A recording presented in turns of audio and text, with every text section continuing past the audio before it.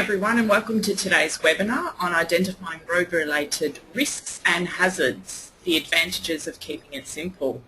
Today's webinar will be delivered by Paul Hillier, who's our National Technical Leader for Investigations and Strategic Reviews from our Sydney office. And for those of you who are regular attendees to our webinars, you'll be pleased to know that we have fixed the audio issues that we've previously had in Sydney's. Good morning, Paul. Morning, Kathy. How are you? Good, thank you, and thanks for delivering today's webinar. I will be your moderator for today, so my name's Kathy Decoris and I look after the Knowledge Transfer Department at ARB Group. You can contact me on the number below or on that email, and please don't hesitate to send your questions through and I'll be going through those today.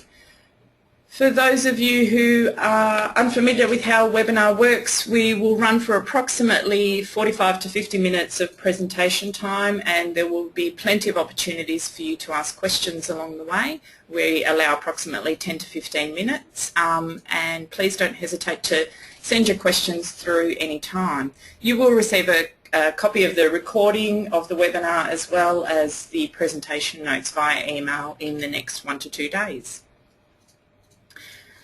And where you type your questions is in your control panel. There should be a little question box, as you see, to the left-hand side of your screen. So that's where you can type in any questions or comments, and if we ask you to raise your hand at any point in time, there's a little raise your hand icon as well.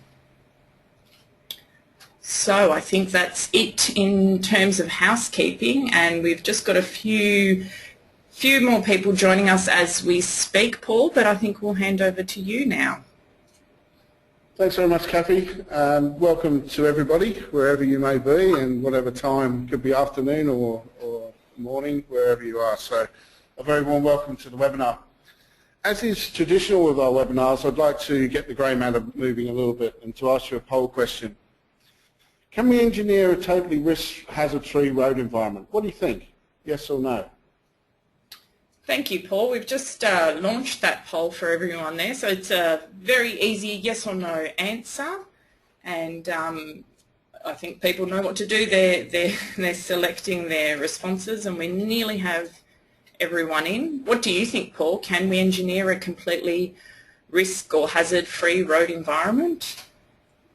Well, it's one of those challenges that we have, and I guess the details and the words there. Engineer, you could substitute that for design or operate and manage, but the key in the question is totally risk-free.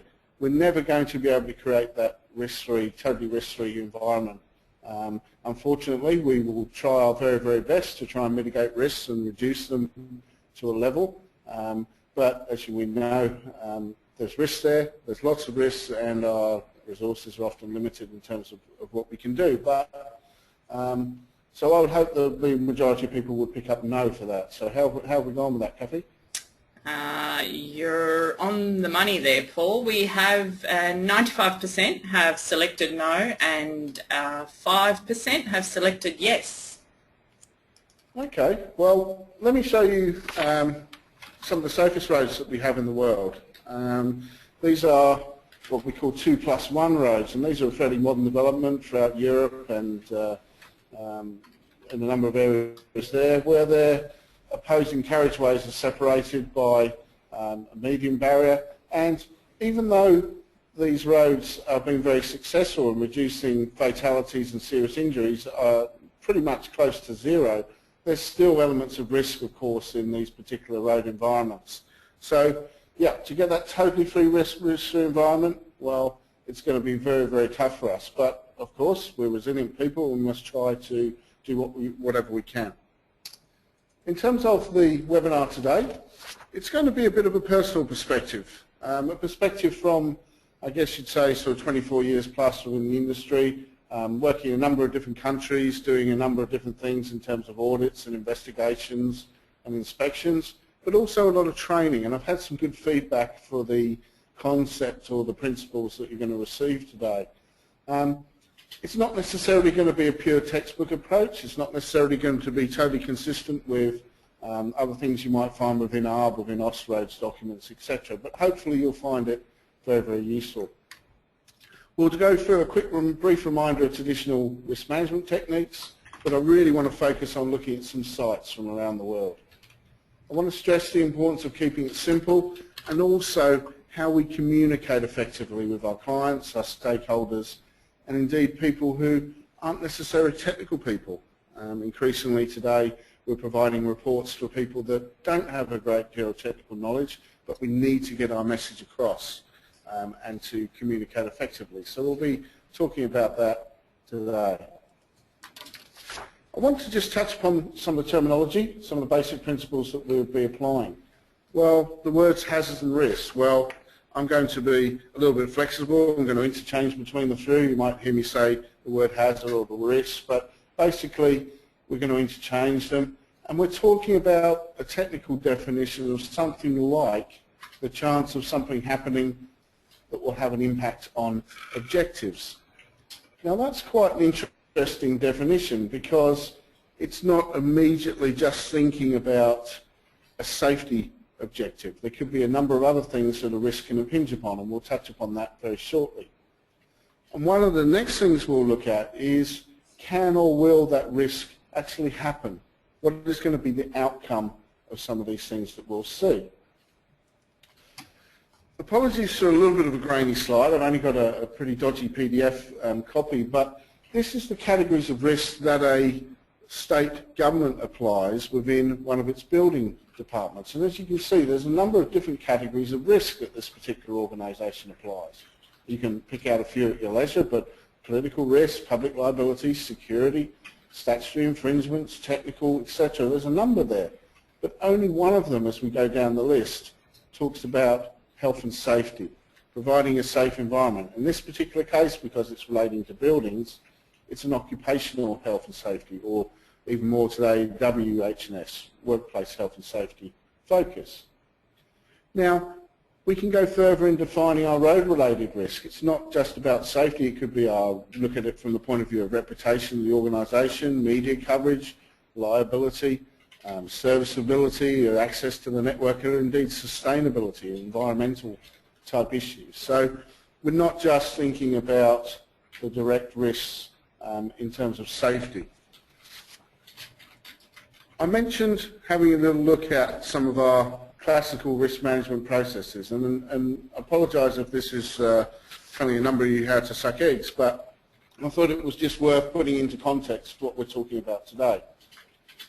Here's our very bulk standard risk management model that we would see if we delved into, for example, the Australian standard or New Zealand standard for risk management. We have a number of different tasks, and there's a completion loop which goes around to keep ongoing improvement, ongoing commitment. Let's have a look at some of the items that are in there. Well, identifying risks is the first one I want to highlight, and that's about what can happen, when and where, and how and why, and that's what this webinar is about today. That's the area that we are going to focus our time on today. We then go down to the next phases where we're analysing risks and evaluating them. We're looking at our existing controls that we have in place, determining the consequences and the likelihood, and coming up with a level of risk that we think applies. So that's our next stage, and indeed we're probably going to have a look at that at a future webinar, so keep your eyes out for something along those lines. Indeed, we may already have had some webinars talking about products like Road Safety Risk Manager, Net Risk, and indeed ANRAM, a few of you might have heard of, the Australian New Roads Assessment Model. So, risk assessment model for roads, and we might look at that in another webinar. But what we're looking to do fundamentally is to have a look at the frequency of a risk or a hazard, applying that, so looking across the top here, more than once a year, between 1 and 3 years, and this is a very typical model that you might see used, and then the severity down the left-hand side. So what could be the outcome here, fatal or very serious injury? And we will rate those. So if we had a risk that's going to happen between once every 3 years, and it's going to be a slight injury outcome, then it's going to come here on a matrix. That's a risk score. It's a medium risk, it's coloured yellow, and we get a risk score of 6. And this sort of approach enables us to prioritise our resources and to focus on the ones which give us our highest risk. Obviously up here, where we have the risk of the fatal or very serious injuries, and they occur fairly frequently. So this is where we start focusing on the red areas, and then we do what we can as we go down towards the lesser risks, or indeed we might even decide to do nothing in some of these areas down in the matrix here. We then have an important decision to make, as I said. Do we decide to treat the risks? And often for our high-risk related risks, this will be in terms of whether we mitigate or not. It's typically an engineering option. It doesn't have to be. Obviously, we 3 or 4 E's of road safety and education and enforcement and encouragement can come into the picture. And as we know, a package of measures often works very, very well. But in terms of engineering treatments, we're typically think about what can we do, what options do we have, and there are increasingly a number that we can do can be very effective. We may well come back to that on a future webinar about countermeasures and treatments that we can use. But a few things that I wanted to touch upon as we're looking at some of these photos and you might start to think about options is when we're applying countermeasures, do we have some principles that we can apply? Well, very definitely. The first one is the golden rule of doing no harm. What that means really is not making the situation worse by anything that we might put in place or decide to do. But it can be a bit of a trade-off. As you can see down the bottom here, this is a picture of a test on a crash barrier, and if we implement a crash barrier anywhere on a network, it has to start and finish somewhere. It becomes a risk and a hazard on a network in our own right. You could look at it in that way. So often the skill is applying where to start and finish that barrier, whether it's the correct one for the traffic mix, etc., etc. So it's not always that easy. We need to do the best job we possibly can and put in these things in place. A few more principles with our countermeasures. We need to use countermeasures that are specific to the hazard or risk that we've identified. There are very few generic countermeasures out there which will cover a number of different things, and we lose our focus if we try and cover everything with one treatment. It just won't be effective. It's very, very true that we can't just throw money at a problem. An expensive solution doesn't necessarily guarantee our success or our happiness here, a smiley face as it's got there on the slide. So we need to be very aware of that. Often a simple solution will give us a very, very effective outcome. We also get bombarded at time to time with the news of the latest and greatest, and we all have in the back of our mind, where are we going to use that?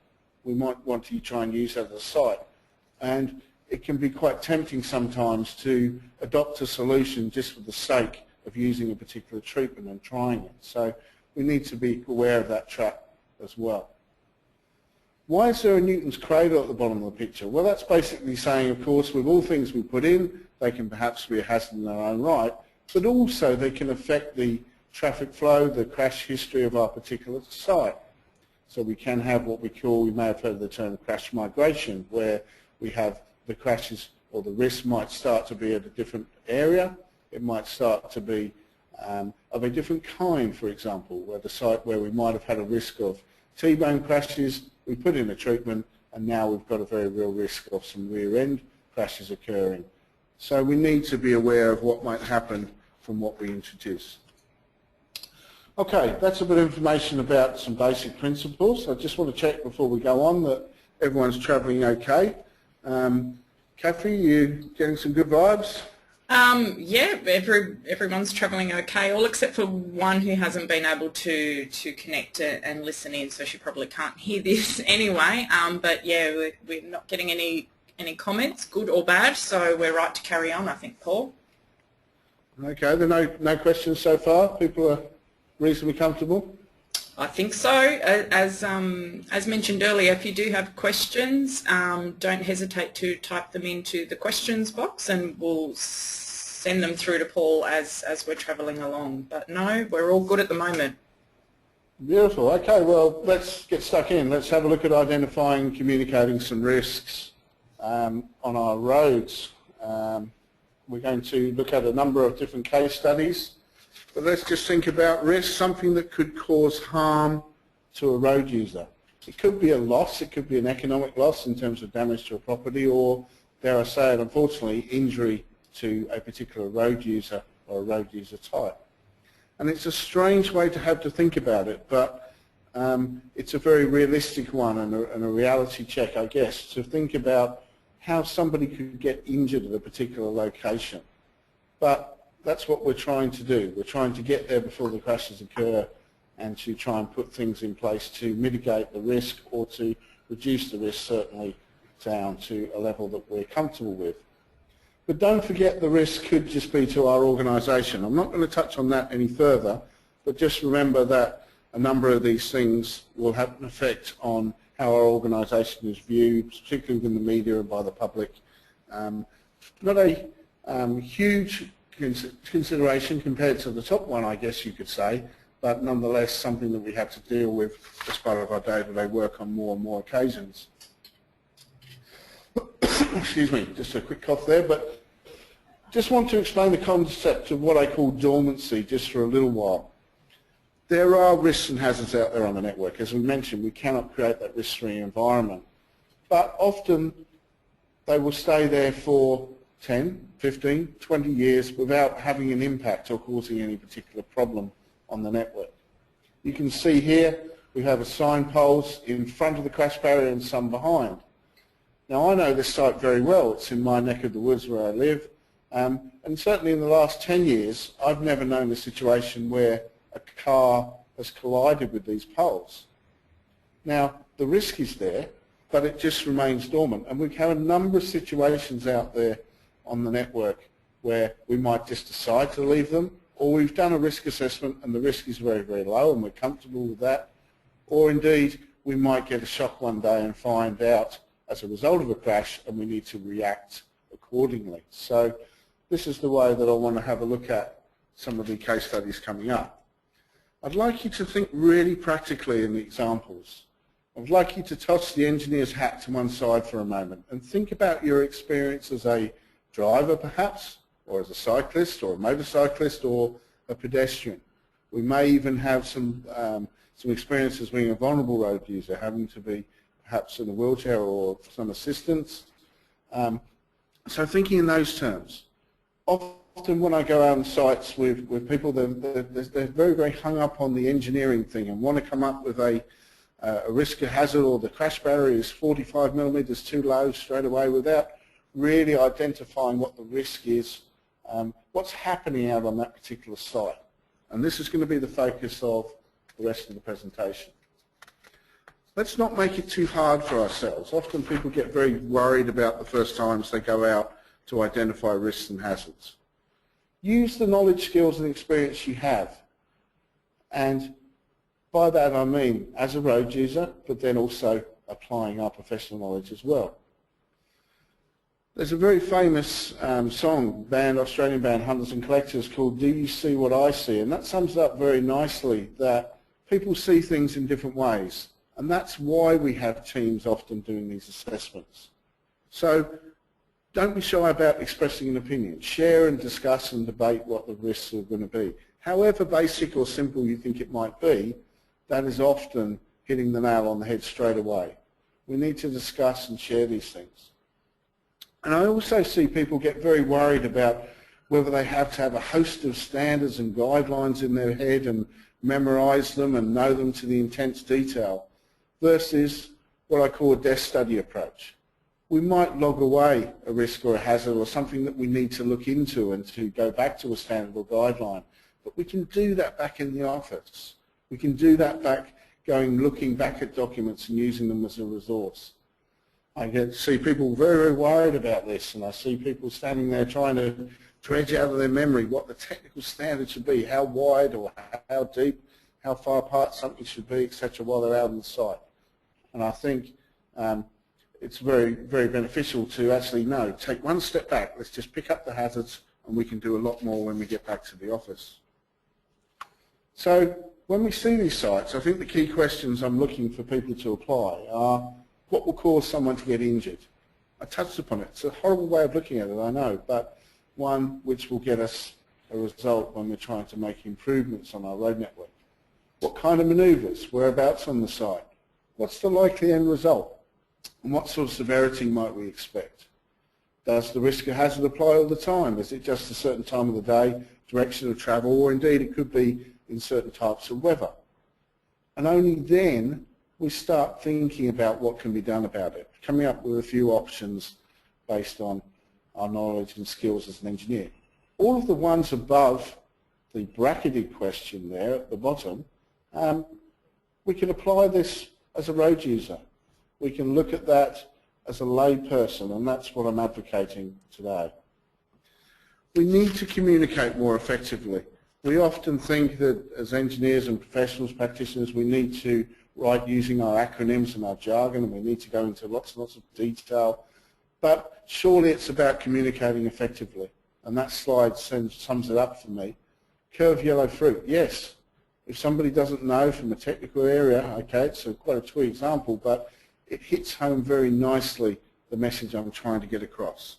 Let's communicate to express what we need to get across to somebody that might not be a technical person. All right, let's have a go. Let's have a look at our first site coming up.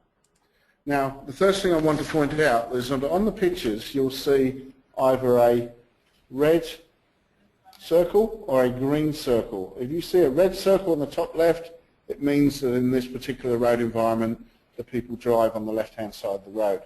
If you see a right arrow at the top in green, that means that people drive on the right-hand side of the road. So here's our first site. Now, I'm going to advocate this say what you see approach. I'm going to use Kathy, I think, here and get Kathy to do a bit of work for us. Kathy, what do you see? Thanks, Paul. I see a tree. Okay, that's absolutely fantastic. That's what I'm looking for people to pick up. There's a tree by the side of the road. Now, with our engineer's hat on, often people tear in and say, oh, what's the shoulder width? What's the runoff area like? How does it dip down? What's the dimensions of it? But the simple fact of the matter, the major risk on this particular location is a tree close to the side of the road. Quite a big tree, which has unfortunately already claimed the lives of at least 2 people on the side of this particular road. Yes, there are other things we can pick up, other risks and other hazards, but please think about coming up with that first impressions of a particular site. Quite a basic example. Let's move on to something a little bit more complicated. What are we seeing there? Kathy, do you want to ask the group, ask a few within the group? Yeah, I think the risk, the main risk and hazard could be? I think we'll open this one up to everyone, just so that everyone can get their fingers working and typing away. So similar to the first example we did with the tree, if you can type into your questions box what you think the risk here or the hazard is in this particular picture here, and probably Paul, just so that people know, this road is you've got two lanes of traffic, one travelling either way. Is that right? Driving on the right-hand side of the road. I'm not sure what's happened to my arrow there. It might have disappeared off this one. Okay. But one risk, one main risk that comes to you straight away. What are people seeing from that photo? Okay, what we've got so far is a pole and a narrow shoulder, a building, poles coming up a few times, and we're getting some, and I agree with you, Tony, the image is stretched, so it is hard to see the sides of the roll. 2 lanes of traffic, the poor line marking. So yeah, certainly people are getting the gist of it, I think. Paul, what do you think? Okay, well, we've obviously got a number of engineers in the audience, and I mentioned that. We're not trying to be funny at all, but chuck away the engineer's hat for a second. This is a 2-lane road, 1 lane of traffic in each direction. It's a high-speed road. If I told you the speed limit on this road was 100 kilometres an hour, I would suggest that the main risk of this particular site is two vehicles colliding head-on. We are very, very reliant, and we're very, very consistently reliant upon, what's that, 100 mils of paint on the road to be our centre line to persuade or tell drivers that they need to stay on their side of the centre line. So what I'm asking, please, and again, this isn't meant in a funny way or a criticism or anything so far, please think about first images, first sights. Often as engineers we get conditioned to various things at sites. So throw away the engineer's hat, put on the road user's hat, the driving cap, the driving gloves, the bike helmet, pedestrians, and have a look at them. Yes, there are other hazards. There's no shoulder here, there's a drop-off, there are poles, exactly right, but think about the main risks. Let's go on to another one. Let's ask them what we see, Kathy. Okay, we might get people whose name starts with A to K, just so that we can split up the group so you're not all under pressure every time. So anyone whose name begins with the letter A through to K, if you can respond to this particular one here. What's the hazard that you see? I think we may have scared everyone a little bit there, Paul, with the last one. No, we've got a few brave answers coming through. Okay, so what we have for this one is there is two-way traffic, curves, narrow road, curve road, no line marking, poor visibility, tight curve, curve runoff. This is all good. This is all good. Just repeat that one, Kathy. Curve runoff, hard to see around the bend, reverse curves, curve and side road, not so visible, drain, geometry, driveway, sight lines. Okay, look, I think they might be on. Okay, so yeah, we're detecting some people starting to think about road use, and here, this is what we call a classic overshoot site. People coming in round to the corner here. It's very confusing, the layout. We're not sure what the road is. One here. There's lots going on. It's narrow. There's vegetation. What's happening? People are going into the curve too hot, and they're deciding they're overshooting. And this, to some extent, is why there's a number of things already in this curve. So there's already been accidents here, and people trying to react. So yeah, it's one of our classic overshoot sites, similar that we get to cross four-way intersections that aren't marked properly or signed properly, or they change priority every now and again, not quite sure who has priority. So yeah, classic overshoot site for this particular one. That's good. People are starting to open up a bit. What about this one? Okay, we'll just open it up to everyone. So if we can... So it's a two-way road, one direction of travel here, one direction of travel coming into the picture, driving on the left-hand side of the road. What do people see? That's first impressions, gut reaction. What are people seeing there? I know I'm seeing, I think the poll is going to get the leading vote here. Certainly a lot of responses coming through about polls. The poll on the, and it just depends on how quickly people can type. So we do have to give them a minute to help with the typing. So a number of people have pointed out that the poll is on the wrong side of the crash barriers. So thank you, Tim, Michael. Who else do we have? Jeff, John, Gary, and Lee. Excellent. Yeah, so okay, that's been the and really encouraging. Obviously, yeah, we're sorry, Paul, yours. We're putting a lot of faith in our line marking system.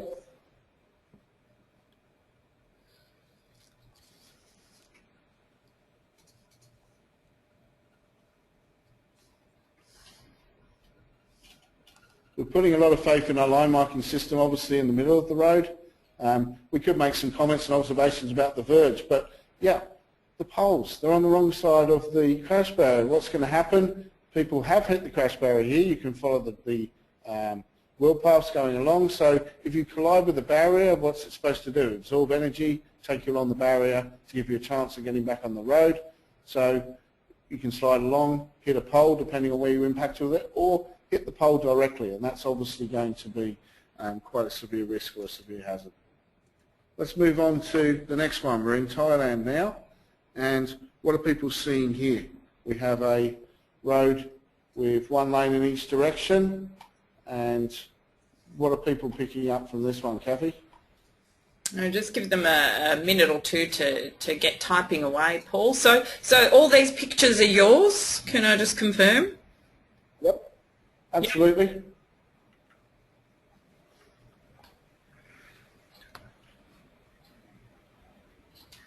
Okay, we've got some responses coming through. 3-lane directions on one lane. The left lane is too far narrow for a car. Confusing road signs. Unprotected gantry supports. The pole again. Misleading signs. Yeah. Pole of the gantry. Sign is over opposing traffic lane.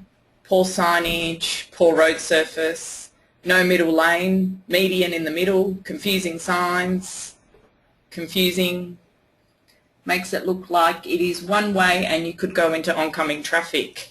I hear you, Alistair.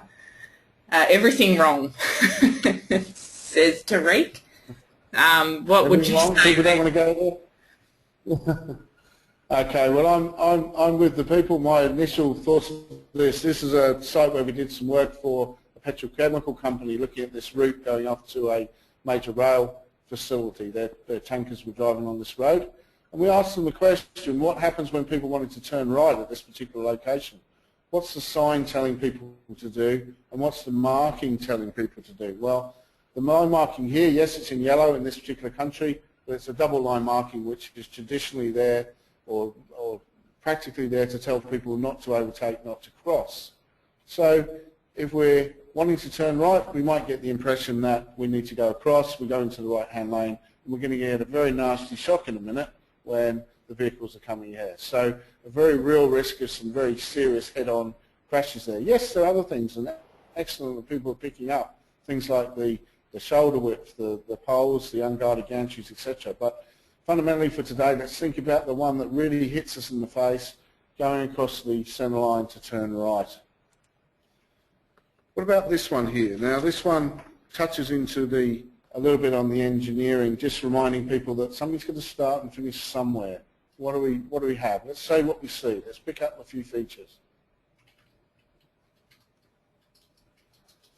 Yep, okay. They're very quick with the responses. The run-off road, barrier not long enough. Where does the road go? Asks Trisha. Trees, poor sight distance, blind curve. The start of the guardrail. The guardrail should start much sooner to protect the trees. Poor sight distance, no curve warning. Safety barrier doesn't protect drivers from trees, from all the trees.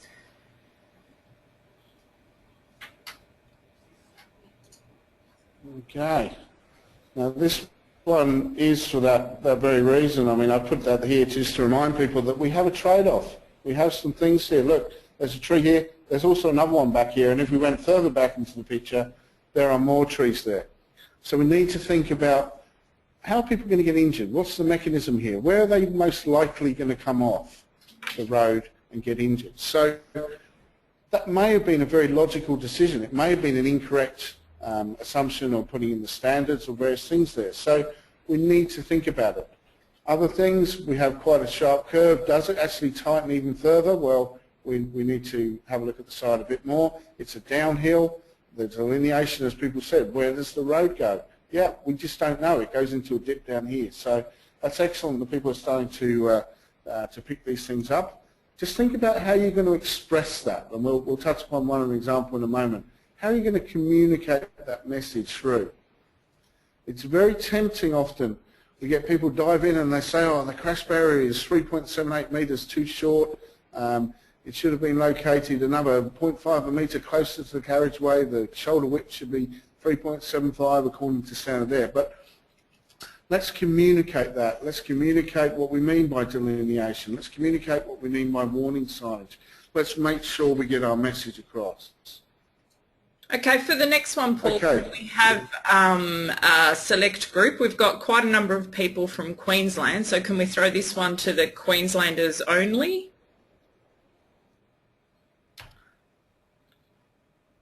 We're back in Thailand again. Here's our centre line. What are people seeing? Type in what you see. Don't think about it too much. Just put in, and as we said, if we're standing around in a group and discuss it, let's bounce these things around. Let's get them out there. Okay, we have some responses. What are we starting to get, Kathy? Coming through. Poor road maintenance, dirt everywhere. There appears to be arrows in the 2 left lanes, poor line marking, gravel on the road, loose gravel on the road, dirt on the road, left lane is not clear if it's a lane or not. Agreed. And that's about, yeah, and the intersections are very clear, so that's what we've got.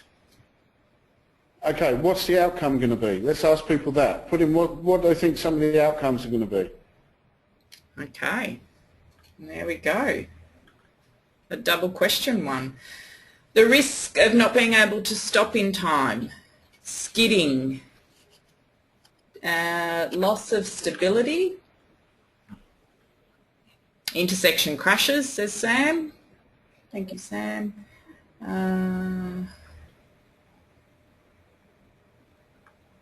And make it clear what the lanes are.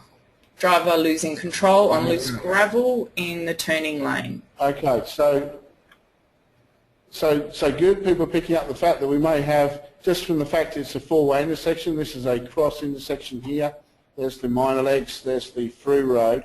We can get T-bone crashes, people turning out, not quite so sure. If somebody starts to pull out, you need to react here. Of course, people have picked it up well. There's lots of mud, there's lots of detritus on the road here that's not going to give us a great skid resistance. This particular lane here has been taken over, there's lots of mud and various things here. The reason for that is that the minor legs on either side are unsealed. They're laterite soil, laterite material there. So that's coming onto the road surface and we're getting a problem. Mix in a bit of rain here and we may well have a few problems. What can we do? Well, we can perhaps go back 25, 50 metres to resurface back here, to delineate the lanes, all sorts of things that we could perhaps do at this particular site. But yeah, it's where we have that interface between an unsealed and a sealed road. Okay, Kathy, I'm going to test you on this one. What are you seeing there, Kathy? We're in China here. We're driving on the right-hand side of the road. We'll give our delegates a bit of a break. What are you seeing? Oh, okay. There's a lot of action in this one, Paul. I'm seeing.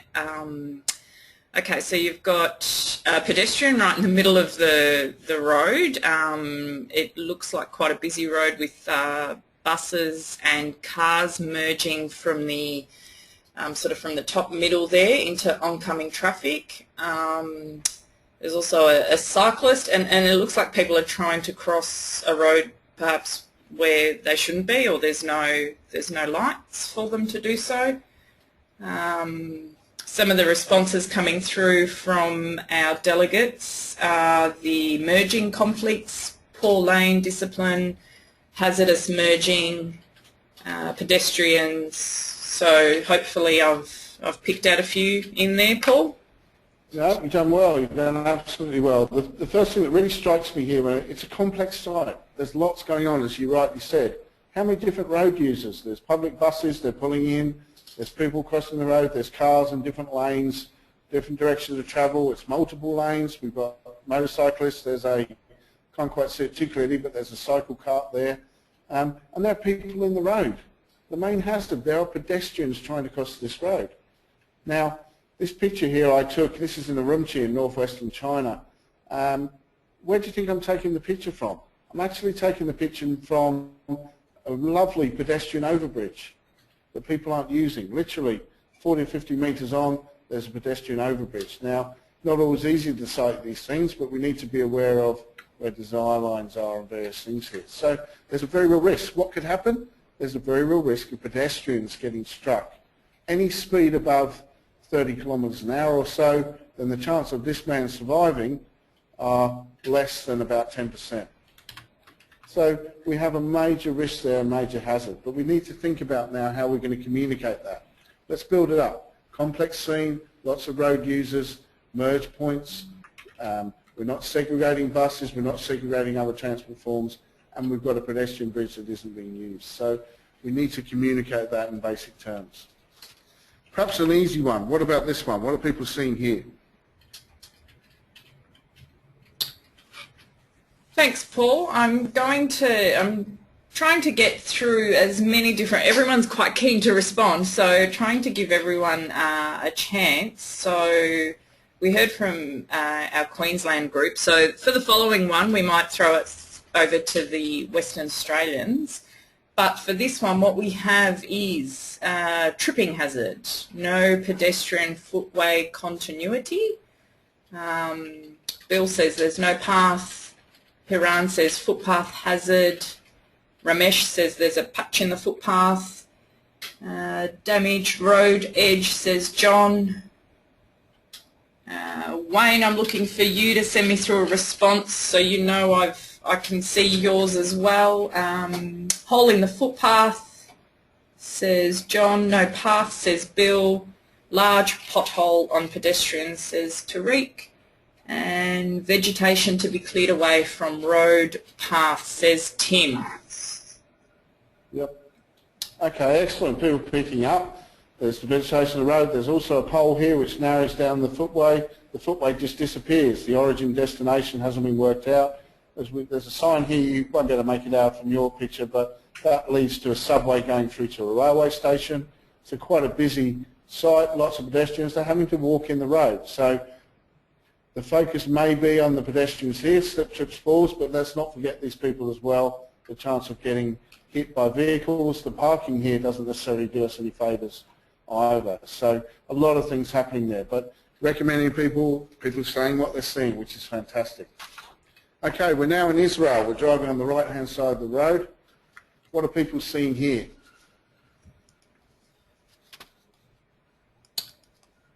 I know I'm seeing a drain there, Paul, and it doesn't look like the road's in a great condition.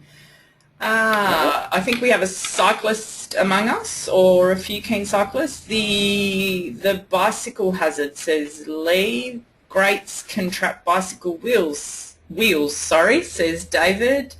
Drainage grid is a hazard for cyclists. Tells us John, hazard for cyclists. Tony responds with cycle-friendly grate. Yeah, right. Bike hazard. I think and thank you, Wayne, a tripping hazard for bike riders and pedestrians. Yeah, excellent. Well done, guys. Of course, there's motor vehicles in here too, going up to what's a crossing. The road obviously branches off to the right here as well. But you're absolutely spot on. If this isn't shiny, it's also been orientated the incorrect way as well. So, yeah, very real risk here. So this is my prompt here just to remind people, think about other road users. There's nothing to stop people crossing the road here either as pedestrians. So, but we need to watch and observe, obviously, what's going on the site. But cyclists would be my big concern here. Yes, there are some maintenance issues and some placement issues with that. Okay, let's have a little break from some examples, but let's have a think about some clear communication. Now, I took this from one of my colleagues here in the Sydney office because I think it actually sets out very well what we're trying to do. This happens to be a bit of a preliminary road safety audit. It's off the plan, so the person actually doesn't visit the site. They are looking at plans only and a few photos of a concept. Let's have a read of one of these to see how people are communicating. Well, the lighting poles are not of slip-based design. If these are struck by vehicles, the resultant injuries to occupants will be more severe than if the poles were frangible, i.e. they collapsed when they were hit. Where these are not protected by suitable barriers, they should be located at a safe distance from the roadway determined by the speed environment. So the person that's written this has done an excellent job in thinking about who's going to be reading it next. Is it going to be a tech or technical savvy person, or is it going to be a lay person, a project sponsor or a client, a developer, somebody that's not going to be across our road issues here? We've picked out the key concepts. We've said what might happen. The resultant injuries are going to be severe if the poles are hit, if they're not protected by barriers, and they need to be a safe distance away if we're going to retain them, determined by the speed environment. What's the recommendation here? Check all lighting column locations to ensure adequate barrier protection or lateral clearance from the roadway. That's what it's all about, a very simple statement of what the issues are and the recommendations. Now, I like this approach, and I've seen lots and lots of reports where people dive into talking about dimensions, talking about specifications of beams and various different things, of barriers and various things in here, and it all starts to get very daunting. It all starts to get very complicated. Let's have a look at the third one here. Just pick out a bit of this one. Pavement arrow markings on the approach to the roundabouts are confusing. Okay, yes. Why is it confusing? Well, the left turn arrow is used on some approaches, or not on others, basically saying there. The left-hand turn arrow is also used on some departure lanes. Confusion can lead to erratic lane change manoeuvres and increased crash risk. So we picked up a risk and hazard, but we've also given an indication of what we think might occur. And again, the recommendation, check that the arrow pavement workings are correct and consistent. So then we might go back and report later, yes, we might want to go back to our standard and provide a little bit more clearer advice on what's happening in a particular location and what we need to do. Okay, just want to check people are still okay. We have a few sites to go before we wrap up. How are people going?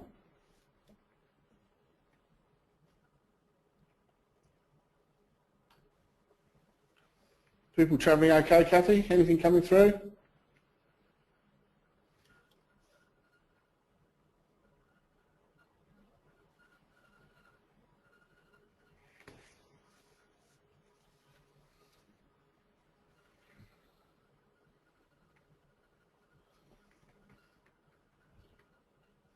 Is there any issues, Kathy? Sorry, Paul. I didn't turn my microphone on. No, everyone is all good. Lots of goods coming through, and we're just getting a request for a example of an unsealed road, and yeah, another one keen on unsealed roads. What risks should we be considering for unsealed road risk management and for low traffic volume? Okay. Well, I mean, it's a difficult one. I can't just pull one straight out, but I understand why people might be there. Perhaps if people can indicate as a question, or we'll pick them up from the comments there and I'll send through some examples. But fundamentally, looking at that, I guess, you know, the road environment, what are the hazards immediately to the side of the carriageway, particularly if we're going onto curves, and the speeds, etc. So what sort of traffic are we using, what conditions the road in, will often be our most applicable. Delineation on the side of the road, do we have any post signs, etc., are going to be very, very important. Particularly thinking about lighting as well, what's going to happen in certain weather conditions. I'm talking off the top of my head, but those sorts of things are obviously going to come into the equation. Let's stay in Israel. Let's have a look at a picture here. What are people picking up here, Kathy? Okay, we'll just give them a moment to type in, Paul. Yeah. Concrete blocks is a feature here. Yeah. An urban environment we have here. Yes, so tripping hazards, the large blocks, yeah, so that seems to be, and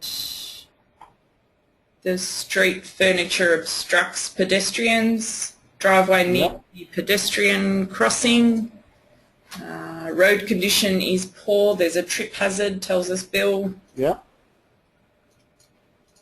Okay, what do people think got here first? Do they think the crossing came first, or do they think the concrete blocks and the metal bollards the other side of the road? Do you think they came first? What do people think? Okay, so is it the crossing or the concrete that came first? The crossing.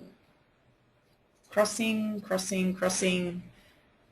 Yes, we have pavement, bag and obstructions. Where is it? Overseas. Where is this one? I think you mentioned it. This is in Israel. This is very close to the National Road Company's headquarters. Yeah, this is in Tel Aviv.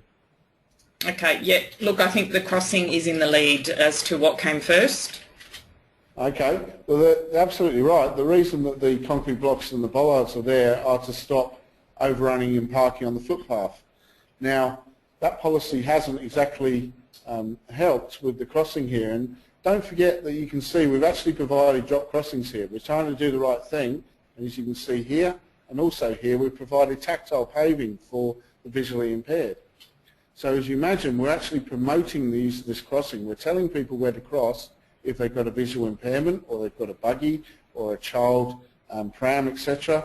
And then we're putting these blocks right in the way, so it just doesn't compute. And even if people get onto the crossing, then we have slip, trip, fall hazard on here. So the main risk I foresee of people picking up is the risk to pedestrians and our vulnerable road users here on this particular crossing. What about this one? I think we're now in the Middle East. Oh, okay. Should be an easy one, I think, perhaps. We're on a circulatory system or a large roundabout, you could call it. Let's say what we see. Let's throw the engineer's hat off, as we've been mentioning. Okay, what people are seeing is a pole, a nice pole, a very high curves, large pole, wrong place for the pole. Certainly the pole is the number one pick here. Okay, what about the construction of it? Now, I said throw the engineer's hat away, but partially put it back on to pick up the main bit on here. What are people seeing with the construction of it? Okay, Tim is typing very fast. Non-slip based pole on outside of curve. Edge line missing.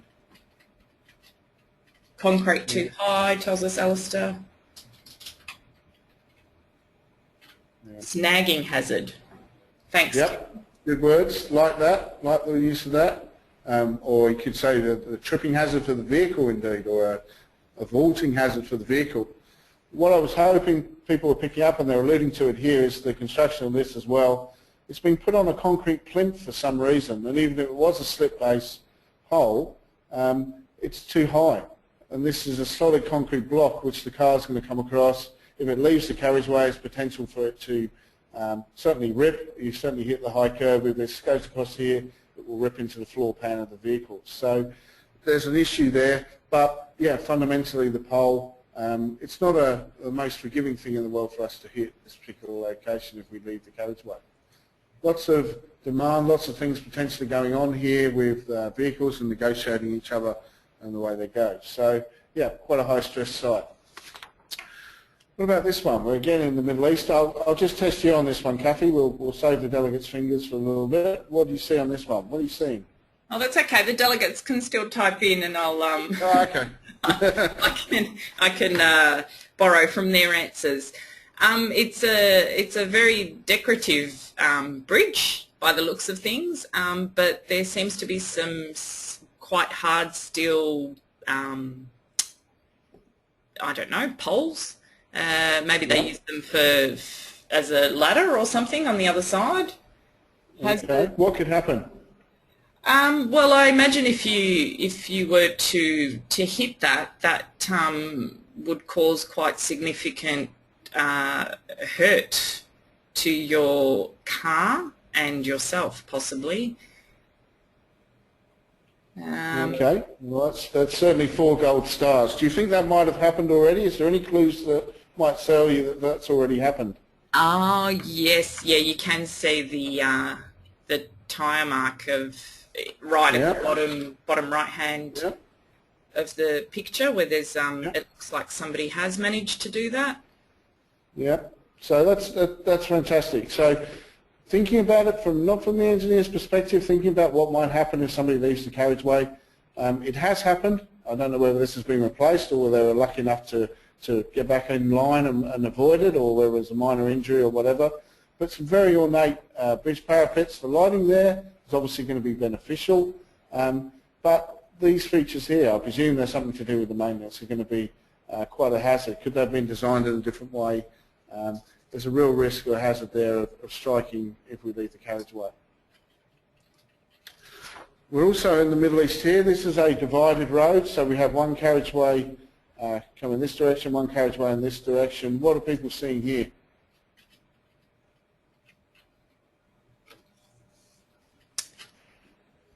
Where was this one, Paul? This is in the Middle East again. I think you can just make out, I think it's maybe a Q80 flag or something like that there. Oh, okay. It looks desert-like, that's for sure. We've got some responses to say that there's cars parked in the wrong direction, cars parked towards oncoming traffic, there's no barriers for protection, cars parked facing you. Thank you, Tricia. The arrow. Venkat says the arrow, as well as the wrong road marking, pavement arrows in the wrong direction, driver on the wrong side of the carriageway. Yep. Okay, well that's all good. We have some barriers on the side of the road, but nothing in the median. So don't forget, we've got 2 lanes going this way normally, 2 lanes coming this way, and we've got some vehicles opposing us directly. The perception of the photo is they're parked, but they're actually not. They're actually travelling in this direction. So as you can see, not many cars here, but could happen thousands of times during the day without something happening. But when it happens, boy, is it going to be something serious. You might be able to make out there 100, so the speed limit of 100 kilometres an hour, potentially vehicles going that and some coming this direction, meeting vehicles going head on. So, yep, say what you see, right, picking those sort of things up. We're now in India. We're driving back on the left-hand side of the road. What are we seeing here? Wow, this is another one of those busy pictures, Paul. Yeah. Chaos, tells us John. Yes, I'd agree with John. That does look like chaos. Let's communicate, folks. What's happening? What are we seeing? Okay, pedestrians. Pedestrian crossing has been blocked at midpoint. Thank you, Bill. Staggered crosswalk, says Joanna. No dedicated bus stop. Usman tells us. Multiple users. Thank you, Tariq. Population control device, says Bill. Parking on carriageway. Thank you, Tim. Half a zebra crossing, says Tony. A free-for-all, tells us Wayne. Ignoring priority of pedestrians versus vehicles. Thanks, David. Unsafe passengers on the white vehicle. No legislation control. Thanks, Ramesh. Not using crossing. All wrong. Passengers hanging off the back of the four-wheel drive and double parking. Okay. Well, many of you will have done some work in Asia or be familiar with environments, subcontinent, rapidly mechanising, motorising countries where the road acts as a bit of a magnet for economic development. And this may be a situation where there was a slightly less engineered road, a single track that had some roadside activity, so perhaps commercial activity, food vendors, etc. As soon as you get that, you then get buses and various people stopping. What may well have happened here is that the road has been upgraded, and that again has accentuated. So lots of things happening here. Same what we're seeing, the risk is very real to pedestrians. Indeed, motorists going ahead. Is there risk of head-on collisions? Well, it looks like this vehicle here is just about to go across us there. So a number of risks, some very real risks there. Okay, say what you see. This is a real example. This one in my neck of the woods in Australia into the Hunter Valley. What are you seeing here? What do you think?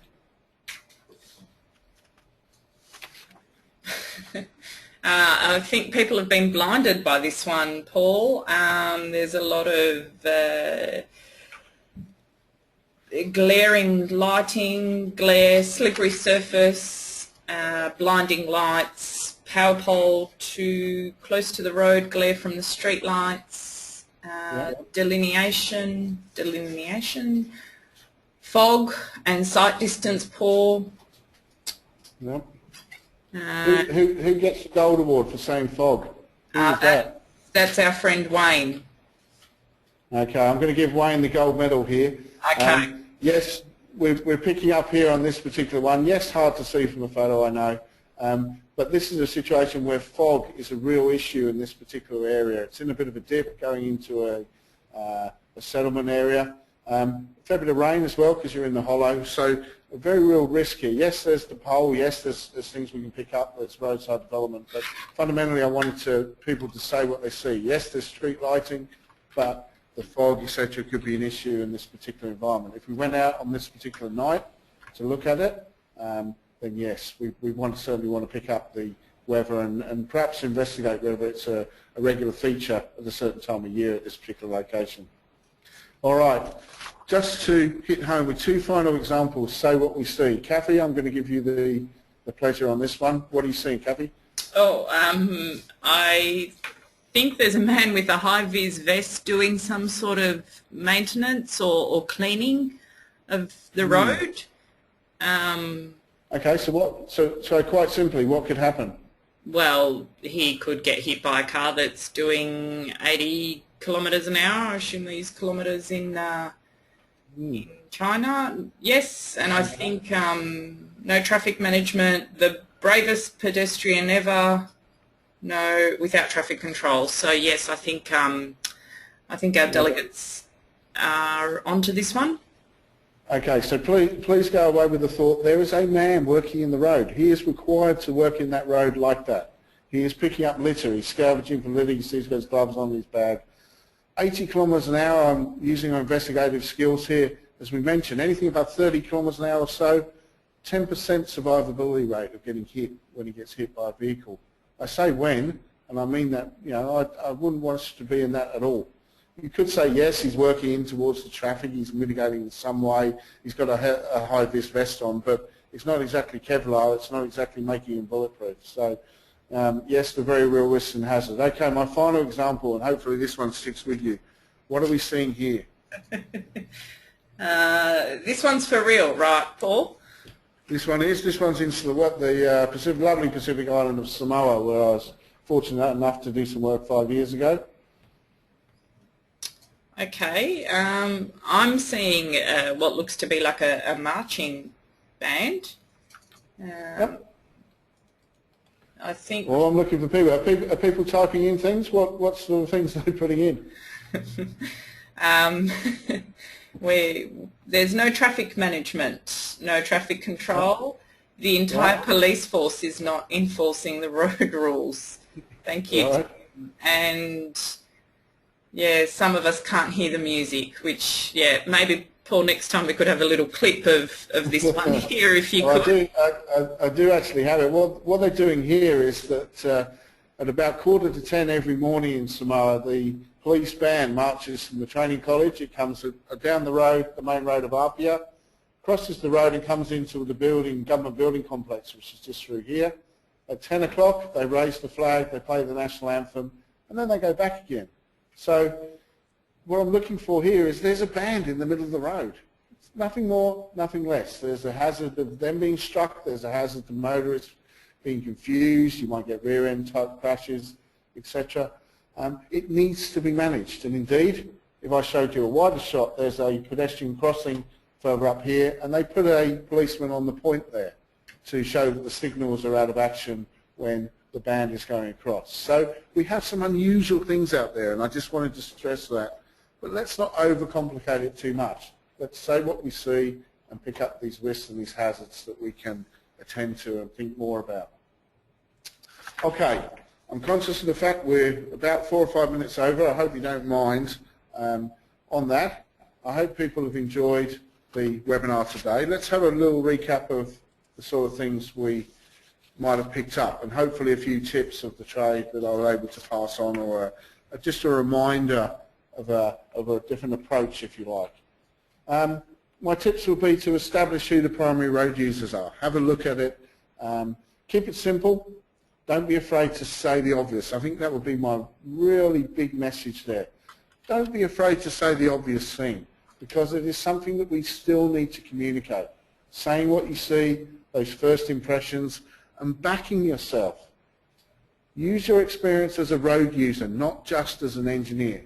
Think about those of you who are very experienced on motorcycles or bicycles, love riding. Use your experience when you're going around and doing these checks or these inspections or these audits, whatever it may be. Consult with others.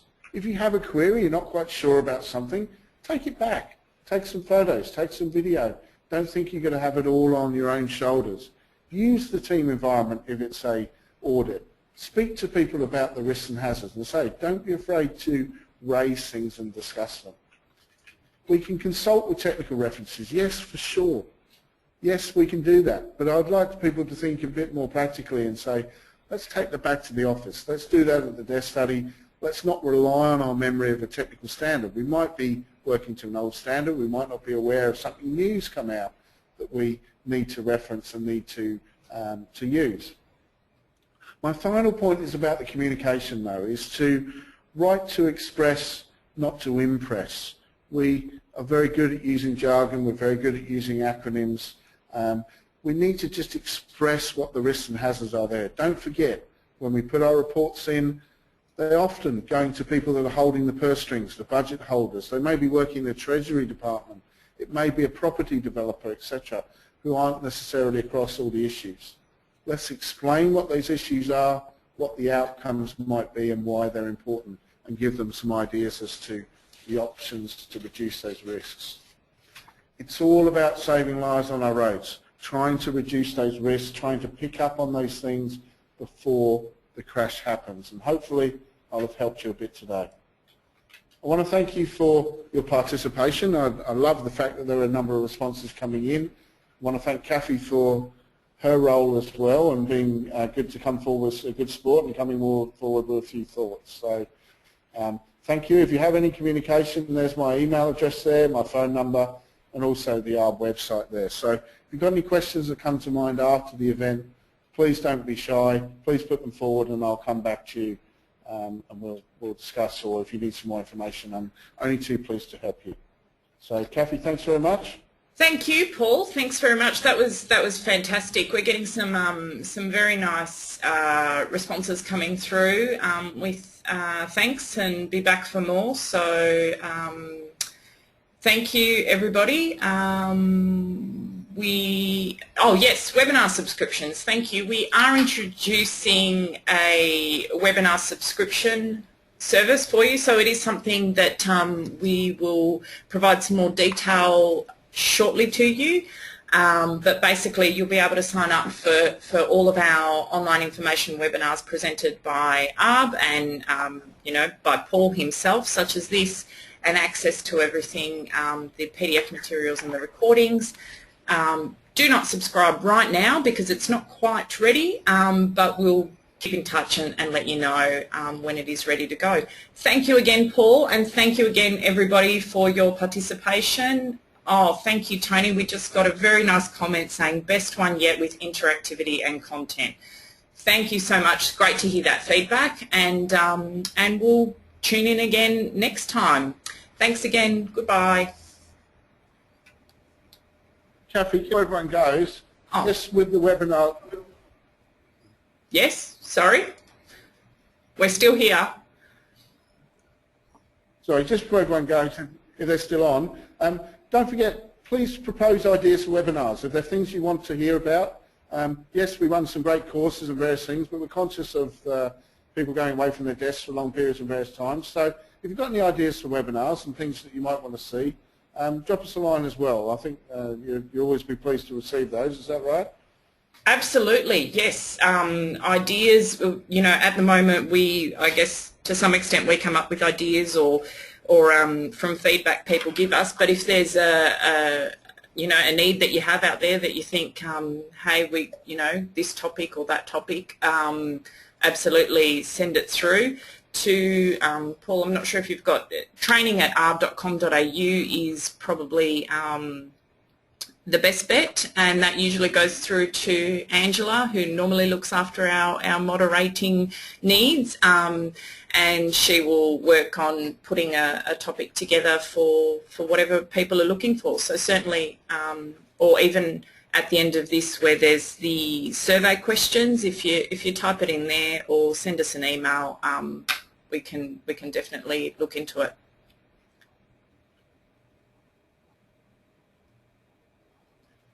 We might let them go now. Paul, thank you everyone. Yeah, absolutely. This is the official goodbye. Thanks again.